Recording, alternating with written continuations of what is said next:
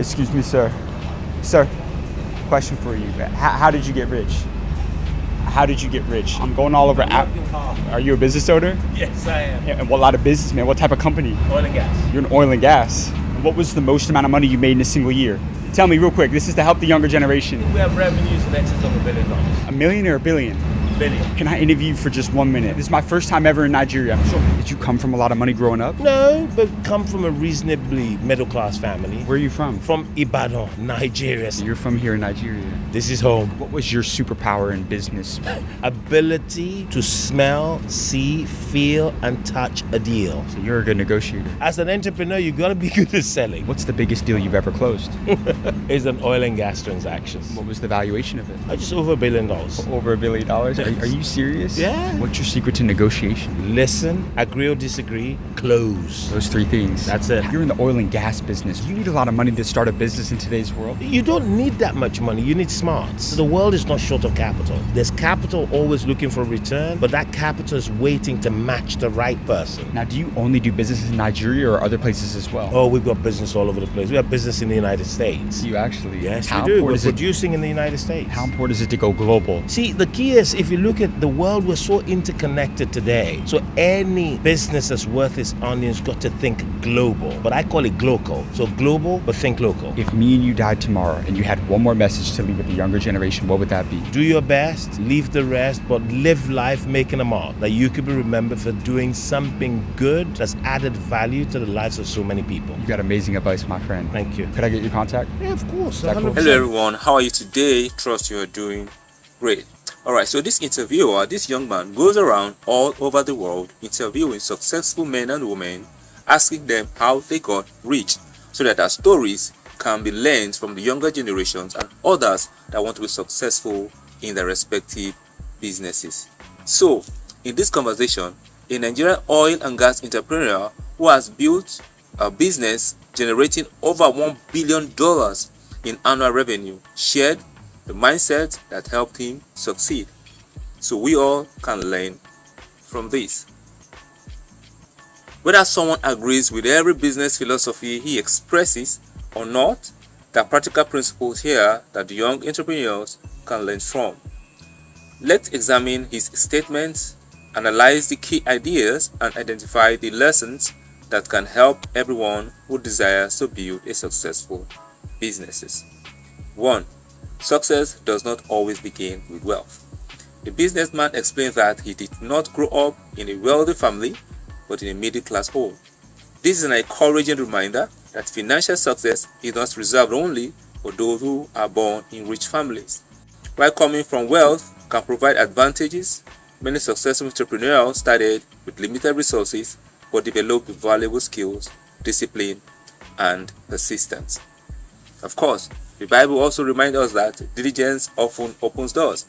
Now, in Proverbs chapter 22, verse 29, you see that it is said, "Do you see someone skilled in their work? They will serve before kings." Your background may influence your starting point, but it does not have to determine your destination. 2. Your greatest asset is your ability to recognize opportunities. The ability to smell, to see, to feel, and touch a deal. This is another way of saying that successful entrepreneurs learn to recognize opportunities that others overlook.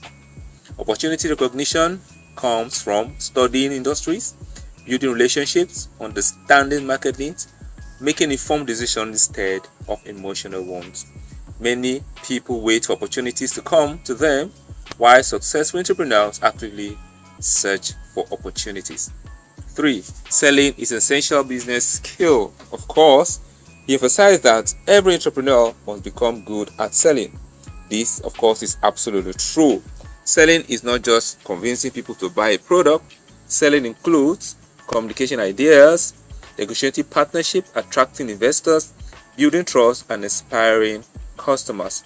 Even if you have the best product in the world, poor communication can prevent people from seeing its value. The 4th point is that listen more than you speak. Perhaps the shortest but most powerful advice on negotiation was one word: listen. Many negotiations fail because everyone wants to speak, but few people truly listen. Good negotiators understand the other person's needs, their fears, their priorities, and what creates value for both sides. Listening helps build trust and often reveals solutions that aggressive bargaining cannot. This principle also affects biblical wisdom. James chapter 1 verse 19 says, everyone should be quick to listen, slow to speak, and slow to become angry. Number 5, money is not always the biggest barrier. One statement that stood out was, you don't need that much money, you need to be smart. The world is not short of capital. There is truth in this statement, although it deserves balances. Many businesses do require capital, of course. However, investors often finance businesses when they see competence, when they see integrity, innovation, and a credible business plan. Capital usually follows confidence. Instead of asking where can I find money, many entrepreneurs should first ask, have I developed a business worth investing in? 6. Think beyond your local environment. Businessman explains that his company operates in Nigeria and the United States.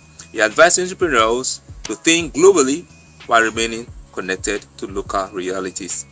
Today's digital economy allows Nigerian entrepreneurs to reach customers around the world through technology, through e-commerce, through remote services, through digital content, through consulting, and online education. The internet has removed many geographical barriers. Small businesses can now compete internationally if they provide quality products and excellent services. Number 7, build a legacy, not just wealth. His final message was perhaps the most inspiring. He encouraged young people to do your best, leave the rest, but live life making a mark, adding value to the lives of many people. This shifts success from merely making money to making a meaningful impact. Money is important, of course, but true success includes helping others, creating jobs, solving problems, serving society, and leaving future generations better than you found them. Of course, Jesus himself taught us this principle. Acts chapter 20 verse 35. He says, it is more blessed to give than to receive.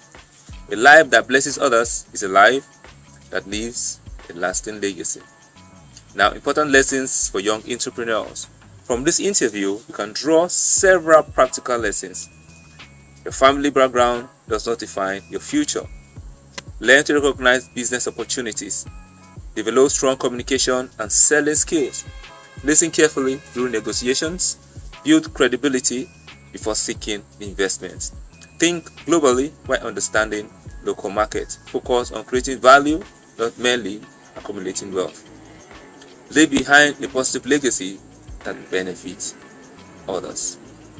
Now, in conclusion, this interview reminds us that billion-dollar businesses are not built merely by having money. They are built through visions, opportunity recognitions, communications, continuous learning, strategic thinking, and adding value to others. If you are a young entrepreneur, don't spend all your time wishing you had more capital. Invest in developing your character, your knowledge, your business skills, and your ability to solve real problems. As you become more valuable, opportunities and resources are more likely to follow. What lessons stood out most to you from this interview? Share your thoughts in the comment below. If you enjoyed this analysis, don't forget to like this video, subscribe to Peter Studio, and turn on the notification bell so you never miss out of our discussions on businesses, leadership, finance, and life-changing ideas. Till I come your way next time, do have a great day. Bye.